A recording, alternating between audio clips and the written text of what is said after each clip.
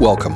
This is Craig Applegath, and this is the 21st Century Imperative Podcast, the podcast series that explores the insights and approaches of scientists, designers, planners, engineers, business entrepreneurs, and other successful change makers who are finding effective ways to meet the three critical challenges posed by the 21st Century Imperative. These are: how will we continue to live on our planet without destroying our biosphere? How will we repair and regenerate the environmental damage we have already caused? And how will we adapt to the escalating impacts of climate change?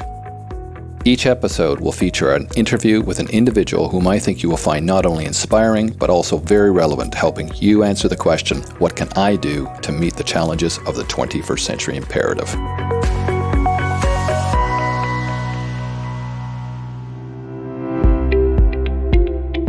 This is a slightly different kind of podcast today. Typically, I interview guests who are in some way making a difference through their efforts to deal with the causes or effects of climate change and other environment-related challenges.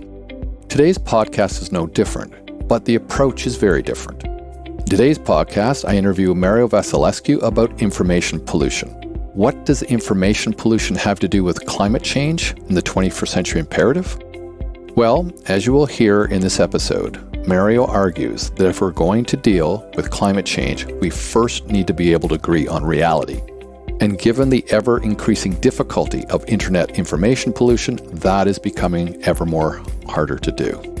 So in this podcast, Mario and I talk about information pollution, what it is, why we need to deal with it, and how we can deal with it in order to have a more effective conversation about how to meet the challenges of the 21st Century Imperative. Mario is a robotics engineer turned humane technologist and media ecologist. He describes himself as obsessed with rethinking how we measure and value attention, and writes and speaks on the subject where it intersects with the future of work, media, and education. He is now putting his thinking into practice with his innovative and award-winning company and social media platform, Readocracy.com, where he is both CEO and CPO. Readocracy rewards and recognizes users for being well-informed and helps users track and improve their content consumption. As Mario says, Readocracy is like a Fitbit to track your information diet. Mario graduated from Ontario Tech, previously known as the University of Ontario Institute of Technology, in 2012, majoring in mechatronic mechanical engineering with a major in business management. During his final year, he won 2 national competitions in social media innovation and the future of work, which landed him a role at a think tank of a multinational HR and change management consulting firm based out of Paris, France, where he continued digging into these subjects to map emerging trends related to the role of different generations and technology at work. Mario has led digital projects for organizations at the national level in both Canada and France, and has spoken about emerging trends at leading media conferences as well as directly to the leadership teams of some of the world's largest media organizations. When he isn't working on Readocracy, you can find Mario enthusiastically cooking or eating, playing or watching basketball or hockey, writing, making art, and almost always listening to one of his many themed playlists. I hope you enjoy our conversation. Welcome to the podcast, Mario. I've really been looking forward to this interview. Thanks for having me. I've been looking forward to it as well. Long time coming. Most of the guests I interview on this show are typically directly involved in tackling climate change, but you're taking a different approach. As I mentioned in my introduction, you're arguing that to solve environmental pollution and climate change, we need to solve information pollution first. Can you elaborate on this? Yeah, of course. And I think it's just important to set this foundation. What does that mean? And I think the simple idea is how and why do we take action on things that threaten us, right? Like, how do we get to care about climate change? How do we get to take it seriously and then actually act on it? Like, that doesn't just magically happen. We don't have a magical impulse that says, like, well, this is the thing we have to act on, unfortunately. And it's a result of consistently getting the right information and everyone else getting the right information so that we can actually do something about it together. And so the question is, what happens if we aren't getting the right information? Or worse, we're getting really bad information most of the time.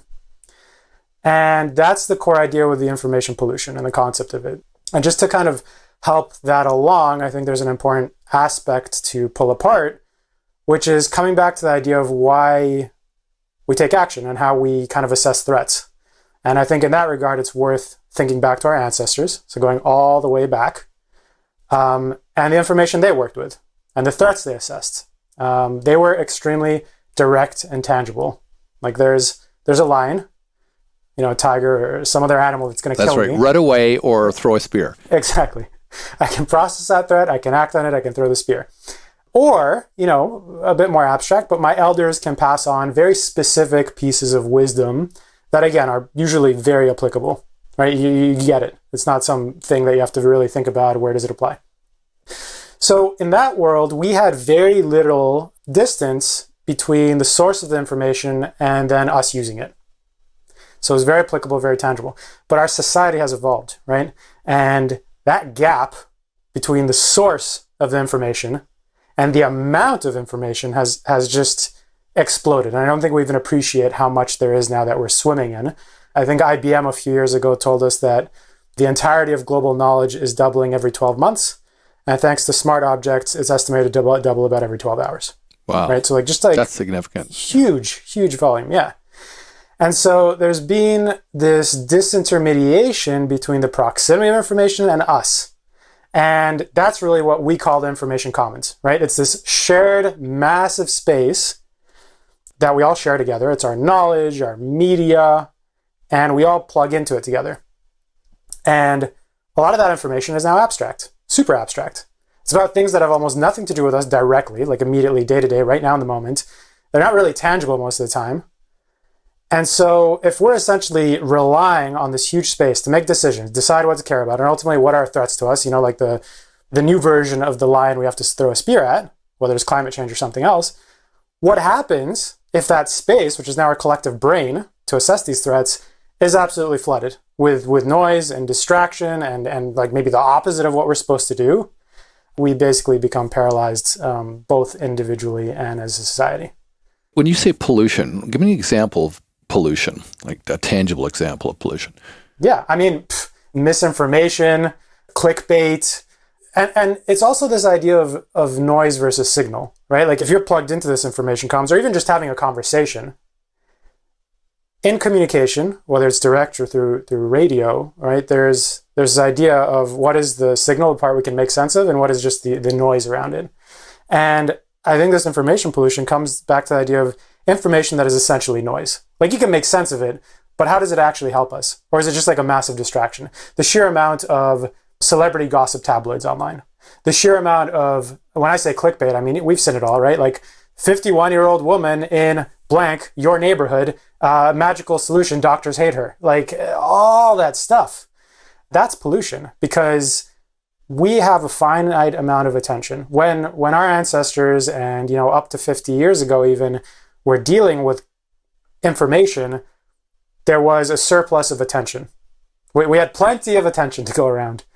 And now it's the opposite. So that pollution matters.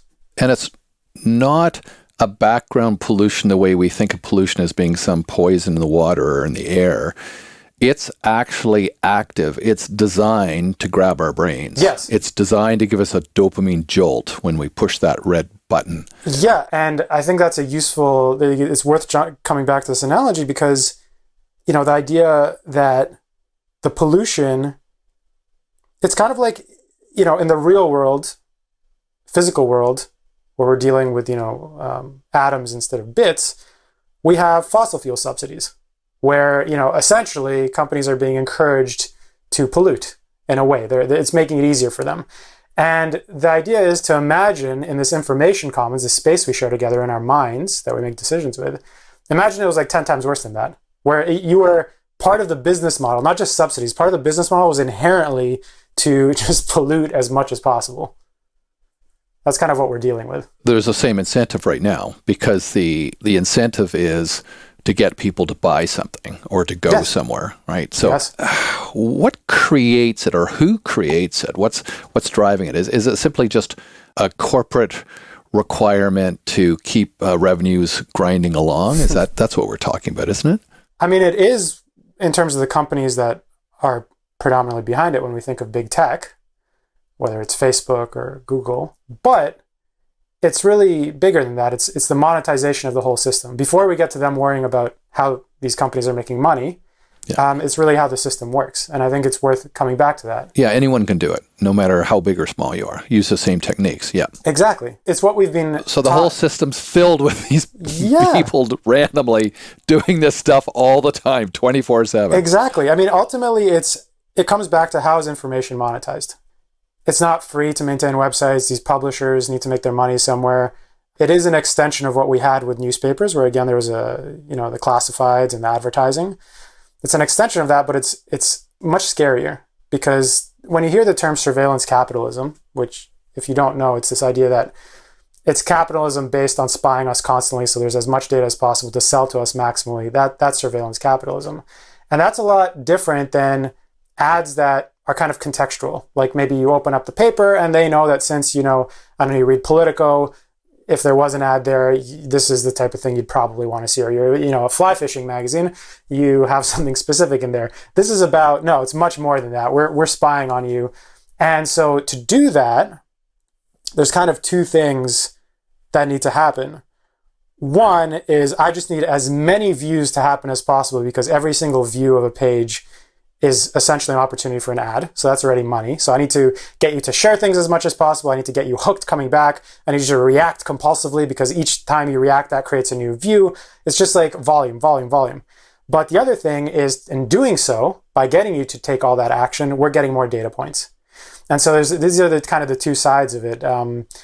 Tim Wu had this book I recommend called The Attention Merchants. And he talks about the history and now the modern state of people who transact in your attention. And I think the point I always like coming back to is this idea of attention multipliers. So you're effectively in this economy where you make money just by having more page views and reactions, you're really printing money effectively if you can just get people to produce more content and react more, regardless of what it takes. I don't care if it polarizes people or if it depresses them or it gets them hooked. We just need the volume, right? And that's the danger of the system. And it's so ironic when Tim Berners created the World Wide Web in, 1989, he envisaged this wonderful opportunity for people to connect and have conversations about things that were important. Yes. And now it's devolved this complete mayhem of what you were calling information pollution. Yeah. What's incentivizing the noise and this hysteria? I mean, why do people seem to fall for it so easily? Is it so tuned to our neural structures that it's impossible not to? It is, a science. I think Tristan Harris talks about this when he says it's our primitive, brains going up against a machine with like 4 trillion data points, a super machine and AI, right. And it's like, well, good luck. Figure with that. You out. That's right. The caveman versus the machine, fundamentally. But I think the biggest problem, which isn't talked about enough, is the reason it works so easily is because there's no context or feedback to it. There's no, if you wander into a grocery store and you are thinking about what you're going to buy to make dinner and what you're going to eat, or you're driving by and you decide between the grocery store and fast food, there's two things at play. One is simply the fact that when we gorge ourselves in a certain way, it's going to start showing up in our bodies pretty clearly, pretty quickly. So that makes it very different versus our minds, which it's very insidious. That's not so obvious. Your mind doesn't get greasy in a way you can see. It doesn't get fat in a way you can see. It does break out. Yeah, exactly. Right? Exactly. And so there's that, but there's also, the systems we've built around that, right? There's nutrition labels and nutritionism. It's some people now talk about having nutrition labels for news and content. I think it's more than that. It's as if nutritionism didn't even exist as a concept for people to think about. So the example I like to give is you can go online now and there is absolutely nothing to make you think about your behavior and like second guess what you're doing except your own guilt and your own conscience, right? Like you could get sucked into a black hole about reading, tabloid gossip about Kim Kardashian and her family. And you could do 2 hours of that and nobody will ever really know. And it won't matter for anything. And so when that's the case, when there's a traceless way to spend your time and your attention, naturally we become really apathetic about it and fundamentally dysfunctional. because we're just not thinking about how we spend our time. And so what makes it so easy is the fact that there's no feedback, it's mindless, and also it's frictionless. So, I'm sure we'll get to this in this conversation, but it's this idea that we can talk about regulation all we want, but as long as it's made so incredibly easy for anybody to just consume and spread the noise, we're going to be in trouble. So basically what you're saying then is, unless we can deal with this sort of mind pollution, mind grabbing pollution, we're not going to be able to have a coherent discussion about how to deal with climate change. Exactly. We need all hands on deck to figure it out, and we can't have it if the internet is the system that is the internet now is designed to take us somewhere else, like to watch kittens or to see celebrities. Yeah. Look, I mean, the average person, Craig, how many hours would you like to sleep on an average day? What, 8 hours, 7 hours? Yeah, seven hours. I try and get in because I've heard if I don't spend 7 hours, I'm gonna get Alzheimer's guarantees. Like, oops, I'm spending 7 hours no matter what. Yes, same. Thinking the same thing. Self-preservation. But the bottom line is, okay, so 7 hours out of your day, 24 hours. So we've got 17 hours to work with. Yeah. The average American is spending between 8 and 13 hours a day on media. Okay? Oh, wow. Yeah. Really? Yeah. So, and that's everything, That means there's a lot spending more than that. Yeah, probably, like constantly, right? And so the question then is, coming back to your point, we need all hands on deck. If we think of the population of Earth, let's say bring it down to 100 people. And in those 100 people, instead of having 100 of them thinking coherently and in a straight way to, get going, you instead have of their 17 waking hours between 8 and 13 are just in this quicksand of distraction. And, 30% of it is telling them to do the opposite of what you're supposed to be doing together. Yeah. You're just going to end up, stuck in the same spot. So what do we do? Well, isn't that what you're all about right now? Yeah, that is what I'm all about. So we have Redocracy, our platform, and really there's two things we're trying to do, and I think everybody needs to do these. It's not just about us doing this. We are also trying to be advocates to let other people know that they can certainly do this as well. It's a systemic thing. So first of all, it's the business model. We talked about who is incentivizing this, why is it happening, why is there so much noise, and that comes back again to monetizing information through advertising. So if I give you a really nice piece of content, really thoughtful, well-written piece, in the current system, having that be long form on a single page and, thoughtful could actually be detrimental to you making money. You would want to split it out across multiple pages. You want to have a clickbait title. You want to make it really short and crisp so they get onto the next piece of content. So that obviously is a system where the quantity actually is more important than the quality. So what we're kind of doing with Redocracy is, first of all, saying, well, let's hold on a second. Our attention to information currently isn't being valued for the information itself because it's all about the advertising around it. Or at best, we're doing a bit better now with subscriptions, but ultimately it's still secondary. The idea would be to take our attention to information and map it onto the knowledge economy instead. And to say, well, you can give your attention to information and have it sucked away to some third party and you get nothing for it. And therefore the only value we can monetize around is what that third party gets. Or we can flip it and say, well, we're in a knowledge economy, which is largely based on reputation.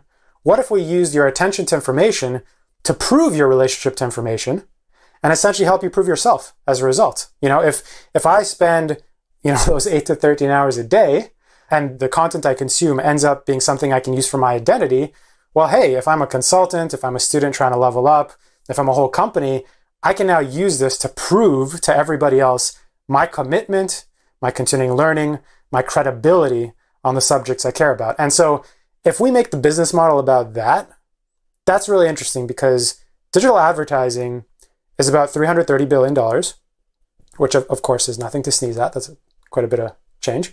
But if we look at the knowledge economy, there's just way more money on the table. It becomes a much more lucrative way to monetize content and especially quality content. So, some numbers I think worth keeping in mind. every year, you and I and everybody else, especially students and knowledge workers, spend over $1 trillion on degrees, certificates, and personal branding. And most of the activity on LinkedIn and Twitter. Across the world? Across the world, yeah.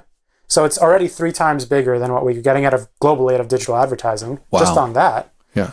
To say nothing of the fact, just habits. If you look at all the people on Twitter, on LinkedIn, they're really just posturing, trying to convey how smart they are on different things half the time. And then business, in terms of like the knowledge economy broadly, in terms of knowledge-driven organizations, consulting firms, foundations, professional services, people don't realize that these companies tend to spend 10% of their revenue on marketing.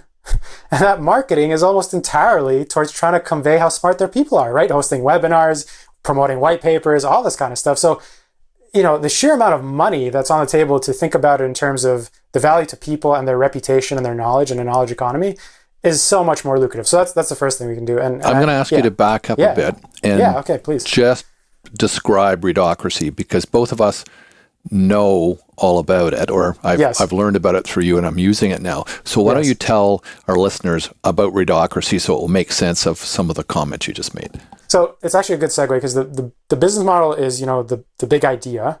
And then what it actually is, so we've created a platform where you can download a browser extension across any browser. Soon we're going to make our mobile apps public. They've been in testing for a while. And what it does is essentially we can tell if you're really paying attention to a piece of content online. And therefore we can quantify it, we can verify it, and we can catalog it for you. So all this time you're spending on articles and research journals, soon it's going to be videos as well, YouTube specifically, like TED videos. I was going to ask you, when does YouTube show up for this? Yeah, so really soon. Yeah, never mind, we'll talk about that later. The idea there is to use all this time you're spending anyways, and suddenly take it, prove it, and then put it somewhere. And we put it somewhere, which is a profile we call your knowledge profile. It's like an intellectual passport. And you choose what's public, of course. We have a number of privacy functions in place. We're very proud, actually, how privacy first it is. Mozilla even gave us an award, for our commitment to fixing the internet. And so you choose what's public, but then now you have this profile, which you can use to prove your commitment and continuing learning and up-to-date credibility on the subject you care about. And also share well-rounded, right? Like you can selectively make some of your personal interests public to show you're not an automaton and somebody people would actually want to work with. So you have that, but then what we also do, and this kind of gets to my next point of what we're doing, is the user experience of being mindful, right? We talked about the fact that there's this issue where you can consume mindlessly, and that's part of the problem. Well, what happens if suddenly you start having that feedback? And, directly in the moment, on the pages that you're on, you'll notice this little bubble appear, which gives you... So for listeners, when I click on a page, like say I'm reading a Medium article or any web page, after I've been reading it for, I don't know, half a minute or so, I notice a little green circle appear at the bottom right-hand corner of the page.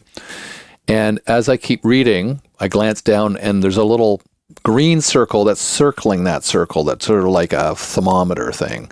And it's sort of tracking how I read through the article, and it's tracking it as, has he completed the article yet? I'm like, I'll complete the article, don't worry about it. I start talking to it, and then you get to select where you put that article, and that's very, very handy because you read something that you like, and where do you stick it in a bookmark? And it's 7 bazillion bookmarks. But this actually you can categorize as to, okay, I want to put it under social science, or I want to put it under forest science or something like that, or architecture.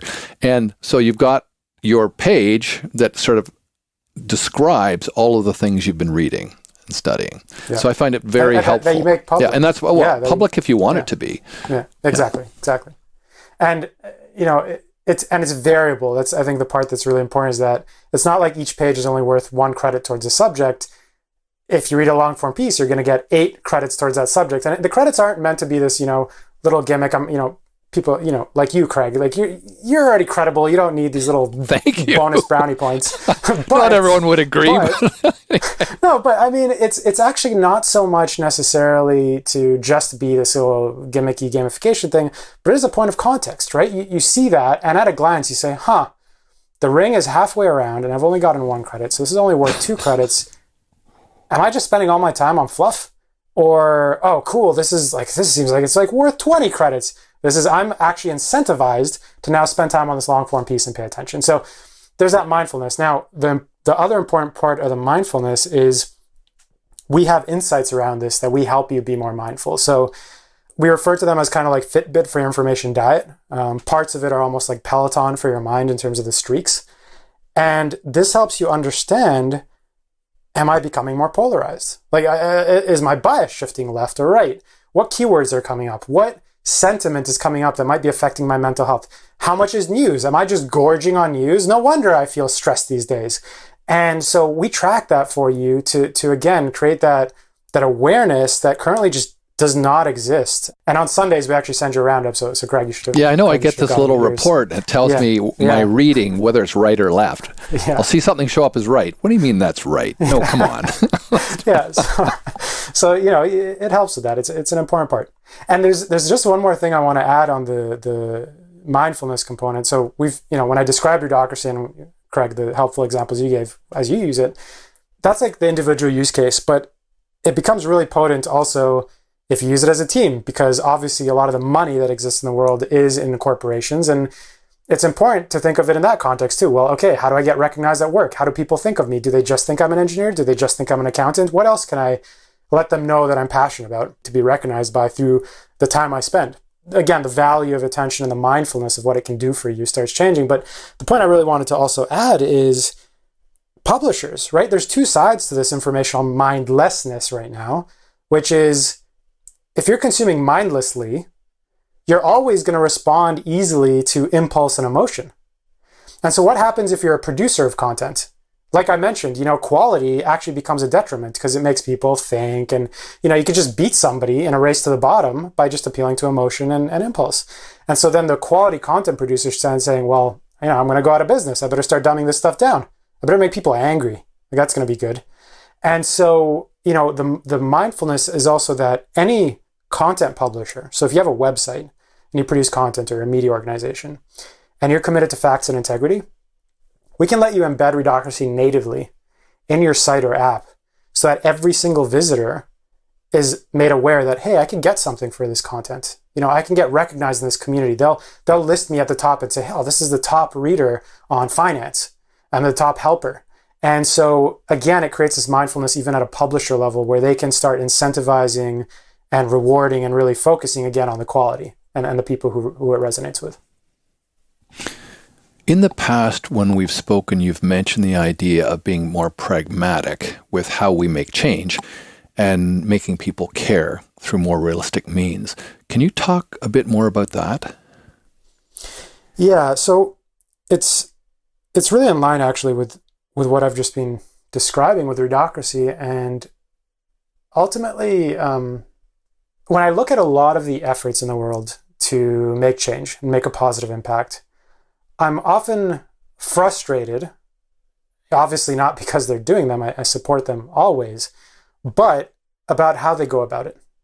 And only because I become frustrated that it seems like they're not getting as far as they could if they were to take a different approach. And it just feels like a lot of modern change making happens from a position of guilt, where we tell people, hey, think about your children and your children's children.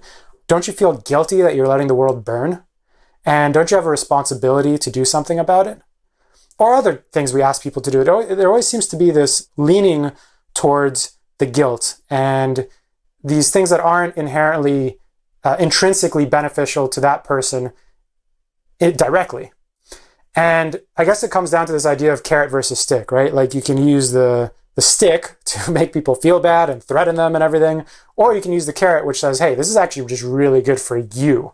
What can we do about that? How can we use this to make you feel really, really good about it?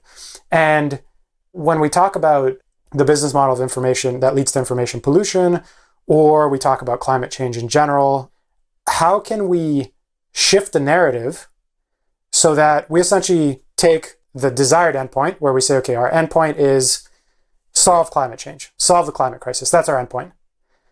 But if we can't find a direct line to that doesn't make people a lot of people feel defensive or like something's being taken away from them, or in the case of, revenue online, what is the closest point we can draw to that desired endpoint, which gives us a path that also makes people feel like they're almost doing it for themselves, like they're almost selfish about it. And that's kind of with Readocracy, and I think it's been a big part of the philosophy of the Readocracy, and I think it's something that I wish more change-making initiatives applied as well, where with Readocracy, we're not saying, hey, you should really work on being more balanced in your diet because you're a good person and you want to be an intellectual and you want to be reasonable. That's, we're all busy. We're trying to get our upward economic mobility going. Like there's a lot going on that we're worried about, making money for our families. There's a lot of priorities on the table. And so with Readocracy, it's the idea, well, hey, you should do this because actually it's going to help you become more credible. And it's going to make more people listen to you. And hey, might even help you get a better job. And if you learn a lot, maybe you can monetize your profile on Readocracy and start making passive revenue because you're such a helpful learner and distributor of trusted knowledge. So it becomes about you. And for corporations, like I said, we're a smart team. We're going to transact in the best information, and I'm going to get in the habit of this because it's going to help us close more clients. So it becomes this, in a way, selfish and, in a way fitting with the capitalistic ideal, make myself more money and reputation, but it's getting us to the endpoint of people shifting their attitude. So it's kind of how we think about it when I talk about this more pragmatic approach to impact. And I know it's easier said than done in some cases, in a lot of cases, but it is something I wish we'd see more of. What about policy? Policy for dealing with information pollution. We're seeing governments everywhere increasingly looking at taking action like we just recently saw with Australia and Facebook. Yeah. Can you speak to this? With pleasure. So I am a critic and a skeptic when it comes to a lot of the policy that's going on around these days. Whether we talk about Section 230 in the US, now all the talk about deplatforming people, whether it's Trump or otherwise, censorship is a big conversation, has been for a while and is becoming even more. Where's the free speech? How do we decide what's going on here? And the problem I think that exists is we tend to take a lot of the regulation is very patchwork, Band-Aid type of stuff, right? Like, so for example, when we talk about censorship and saying, oh, do the platforms have the right to be censoring people? We need to make the censorship logic more clear. It kind of reminds me of somebody who's in a boat, which has a gaping hole in it, and they have the means to patch the hole, but they're just spending all their energy on the type of buckets they use. And they're like, okay, like we got to keep scooping this water out. And everyone's like, but just don't look at the hole. Like, we're not going to deal with it right now. And so, for example, that comes back to the idea of friction. When we talk about regulation, well, Andrew Yang, when he was running for president, he had I think quite innovative, but also controversial idea where he said, especially for people who don't want government intervention, but he was suggesting maybe we have a department of the attention economy. And there's certain user interface principles that become regulated. That we regulate, yeah. I thought that was very brave and forward thinking of him. Yeah, and I know, of course, people then get defensive and say, oh, well, then I try to set up a website and here I am caught in red tape. It's like, no, it's very simple. If you have over 100,000 followers, let's say, then we'll deal with you. And that's very simple. If you've gotten to that size, you certainly have the resources to deal with it. And you have a responsibility to the attention you transact in. And so infinite scroll, I think, was the idea that Andrew Yang put forth, saying, should it be allowed to have interfaces that have infinite scroll so that you just mindlessly keep going without ever stopping? Should that be a thing that is regulated in text? So I think those types of things, getting to the core, friction, right? Why is it so easy to share and pass on misinformation on Twitter and Facebook and all these places?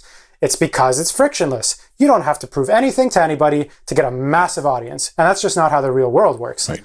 And so what do we do about regulating that? And also, I think the incentive structures, there are many, many organizations.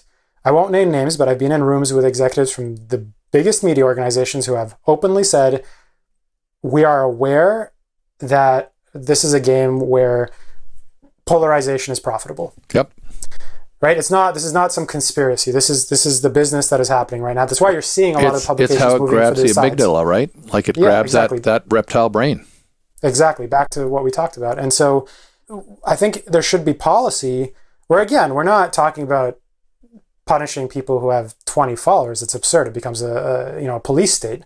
But if you have a huge audience, well, great power comes great responsibility, right? So if it's easy to prove that you are directly profiting yourself, so it's a self-interest, pure financial self-interest, that you are profiting from polarization and misinformation and stirring the pot, hey, that should be taxable or fined, because otherwise people are just going to keep doing it. It's like a massive loophole in our system. Yeah, I suspect fine is better than tax, because if it's taxable, the government will encourage it. It's true. Because it will be a revenue stream.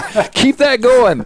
Yeah, oh dear. There you go. So let's bring this back to how we're going to deal with the challenges related to climate change. Do you think this can really affect how we deal with the climate crisis, like cutting out this pollution? How is this going to really help us? I think it comes back to that ultimate idea of how do we take action. You can send out a million petitions, you can get 1 billion people to sign them, but what happens when it's their downtime? When they decide how seriously they're going to take this? Or they're on the fence, and how much does it push them to really believing in facts, or do they just keep sitting on the fence? And I really do think it's not complicated. I know a lot of the things we talked about are, it's a system level complicated thing, but it does come back to a very simple idea of, can we take action together? How are we going to respond to these threats?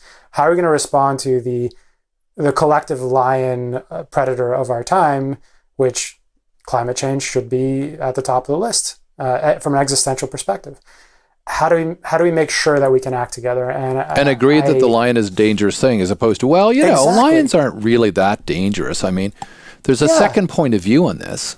I mean, yeah, and if you're having the volume, people just, I don't think, appreciate how, again, because of the business model, how profitable it is to, I don't know, have 30% of the ecosystem saying, that's not a lion, that's Bob who made it out of paper mache, and he's just out trying to trick you. It's not a lion at all. Burn the lion, like, make more lions. I don't know, like, just these wild conspiracy theories. Yeah.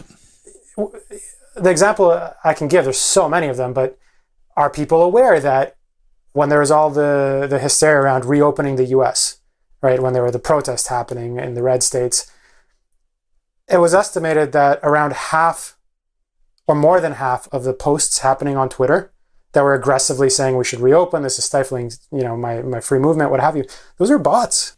Sorry, when you're talking about reopening, you mean reopening because of coronavirus? Open, from coronavirus. Yeah. Yes, yeah. So people, it's influencing the real world and how we deal with things. You mean all of those comments were bots basically being programmed just to say that? Yeah, stir the pot, business incentives. So there might be 1 or 2 people stirring the pot. Of Russian course. bots making sure more Americans died. We don't know if that's the case, but you can imagine it's like a welcome mat for psyops, which, just how can you corrupt the population and make sure that they don't act in their self-interest?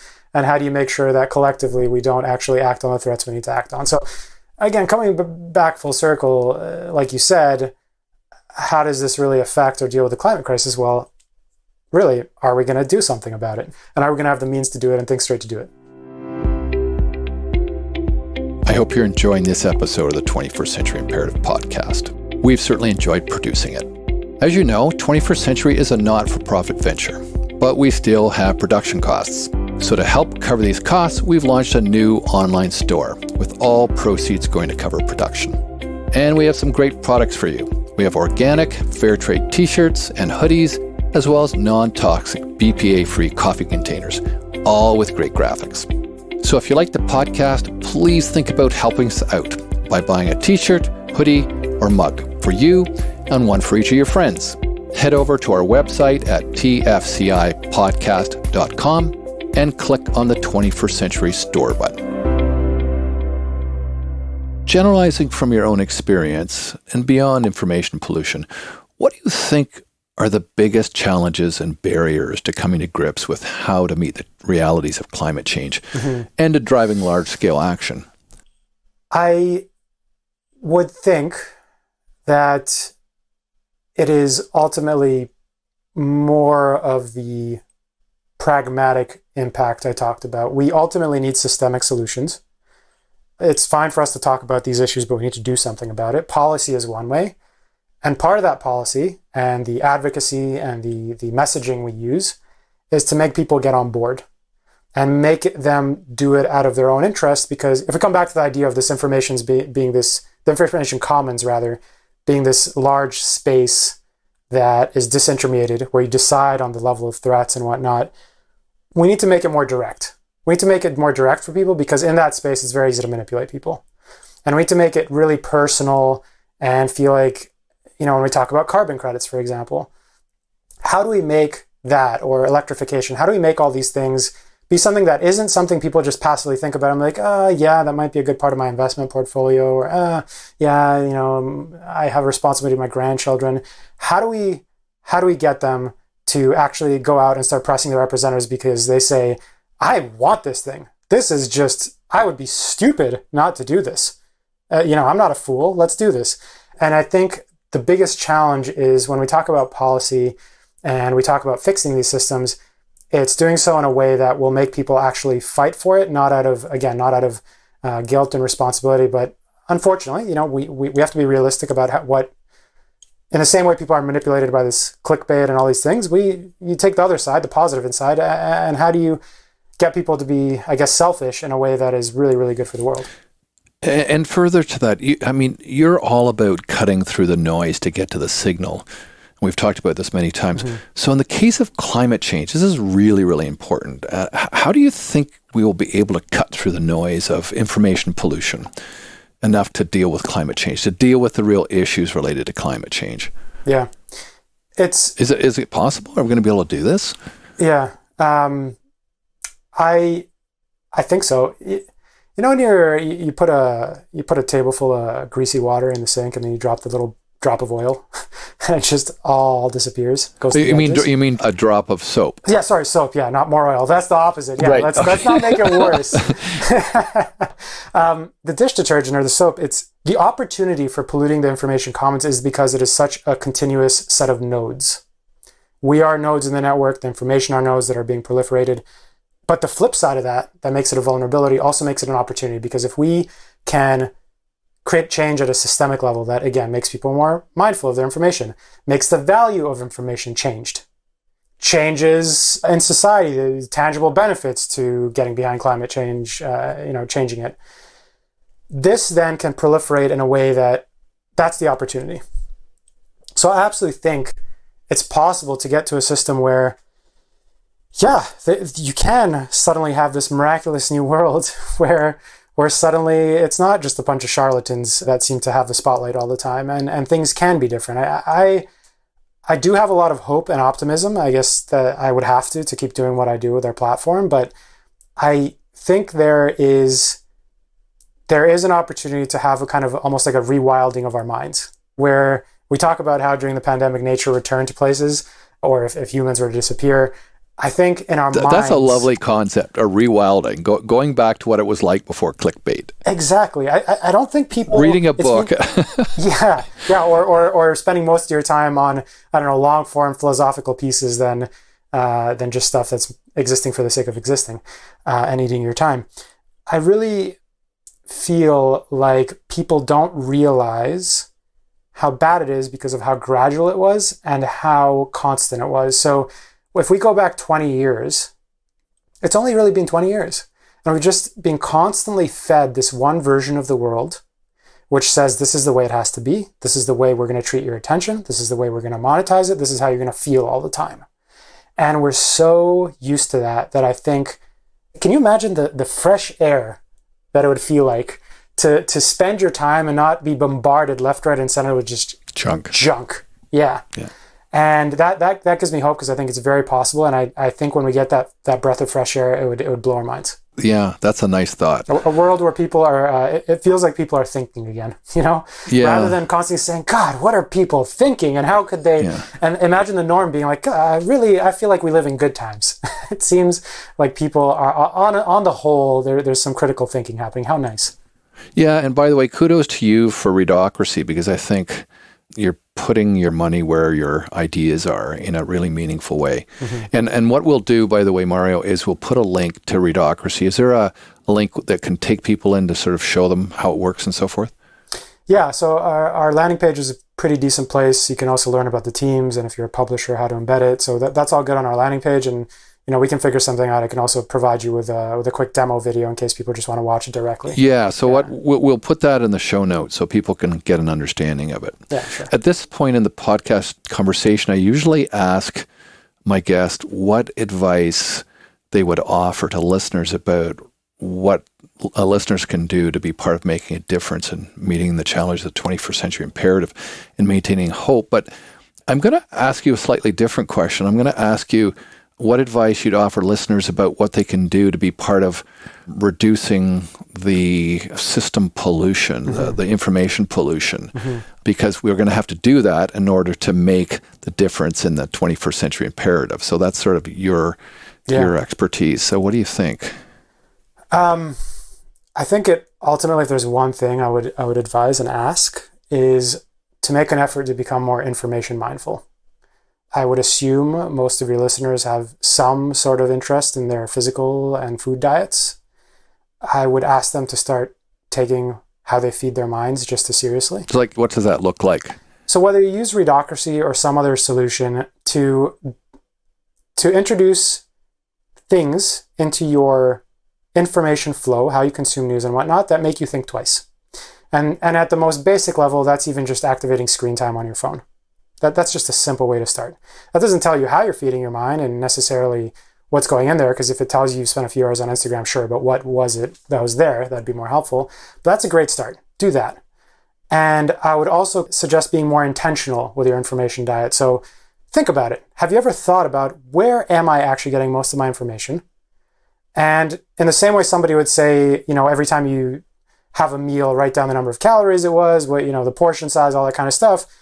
Start thinking about doing that for a day, just a day with your diet. And of course, with Readocracy, we can make that all easy for you, but you don't have to use Readocracy. It's just, that's what I would ask, to think twice and keep that idea in mind.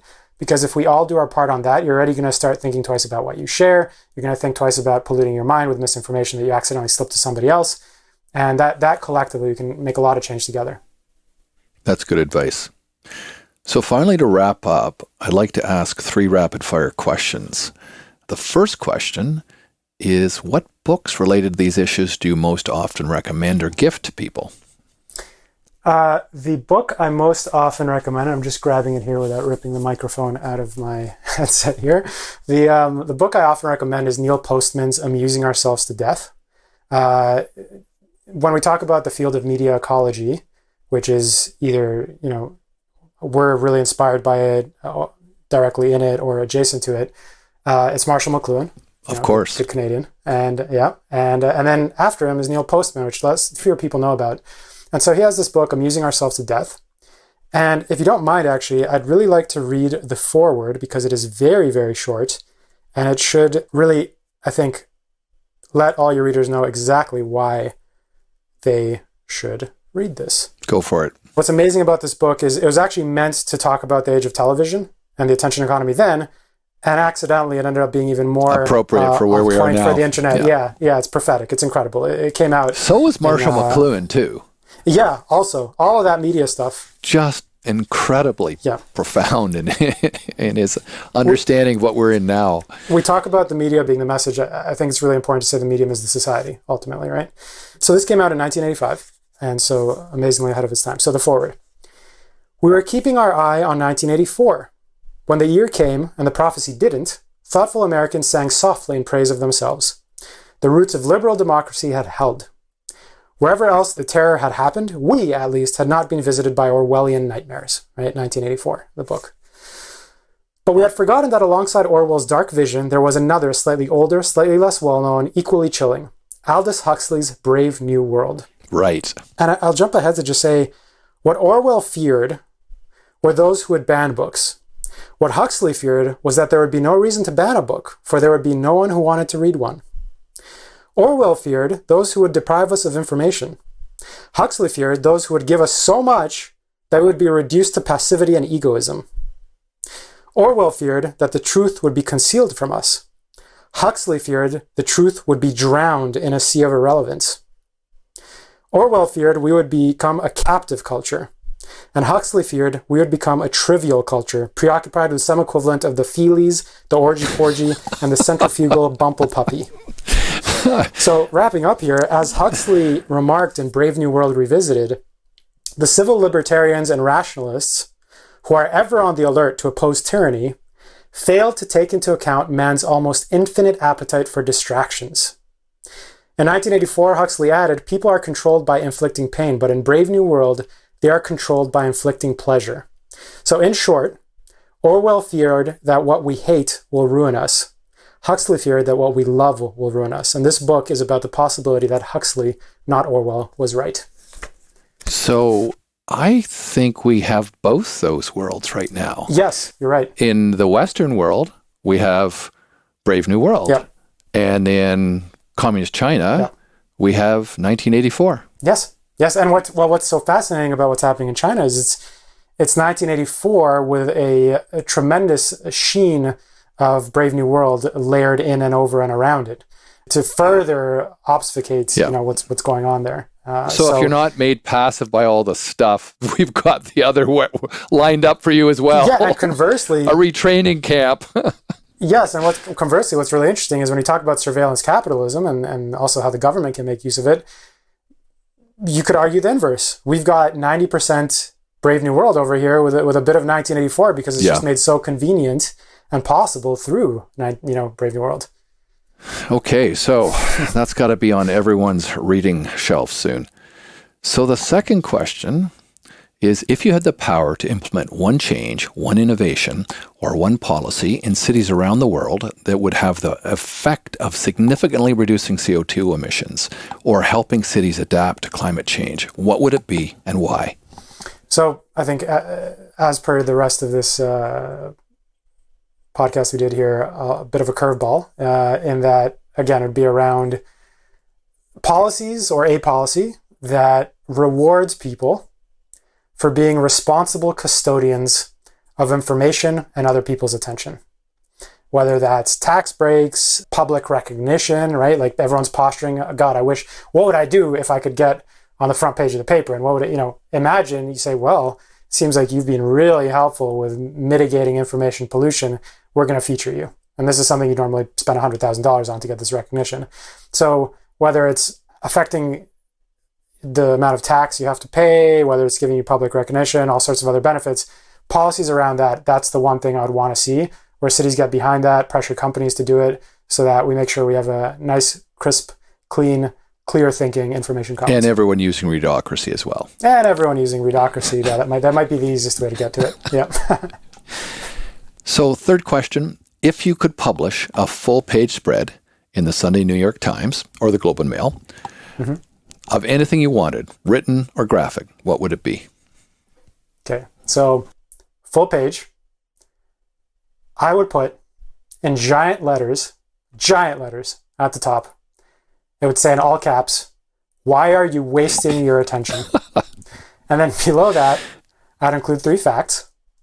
The first one would be, you will spend as much time consuming articles, podcasts, videos, and books during your life as you would studying for about 2 to 4 college degrees.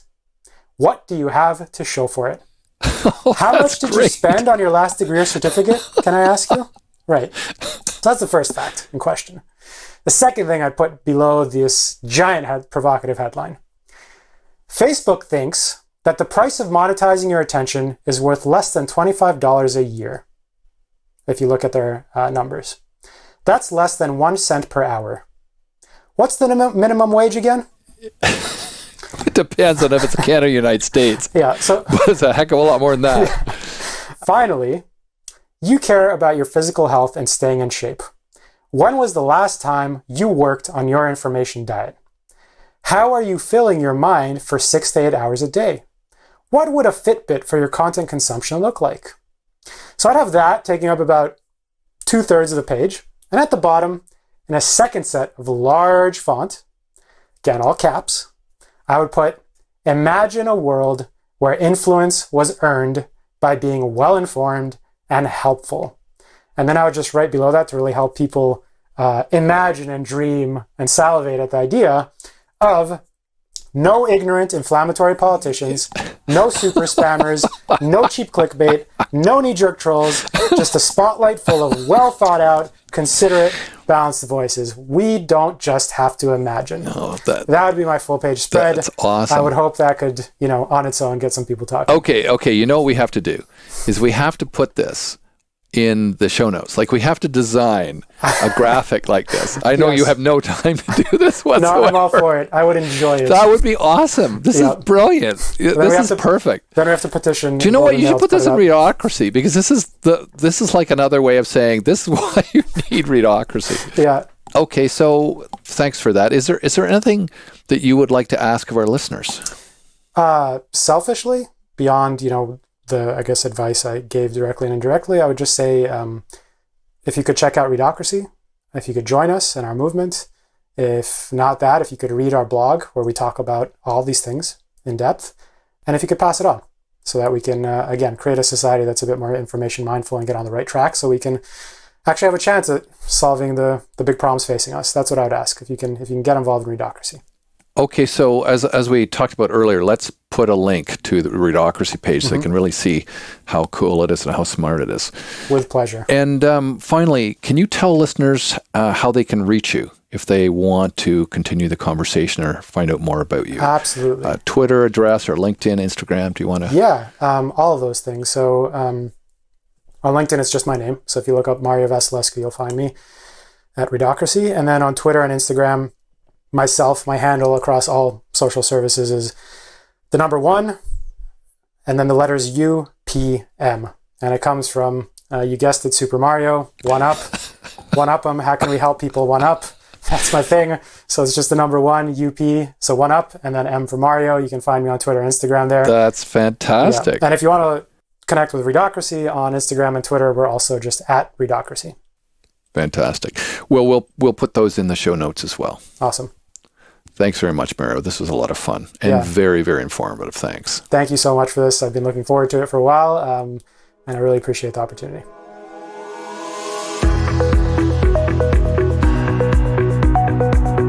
You can find links to more information about this podcast and to notes about the books and references we've discussed at tfcipodcast.com. And if you like the podcast, please let us know by rating it on the Apple iTunes podcast website and by sponsoring the podcast on our Patreon sponsor page at patreon.com/TFCI podcast. This podcast is ad-free and relies entirely on listener support from people like you. So, if you find our podcast interesting and valuable, please consider becoming a patron. Your sponsorship will not only help us cover the cost of production, but we will also be spending 50 cents of every sponsorship dollar to plant trees. To do this, we have formed a partnership with Community Forest International, who will not only be planting seedlings for you, but taking care of them to make sure they continue to grow and absorb carbon dioxide out of the atmosphere. So please head over to the Patreon page and become a sponsor. Until next time, thanks for listening.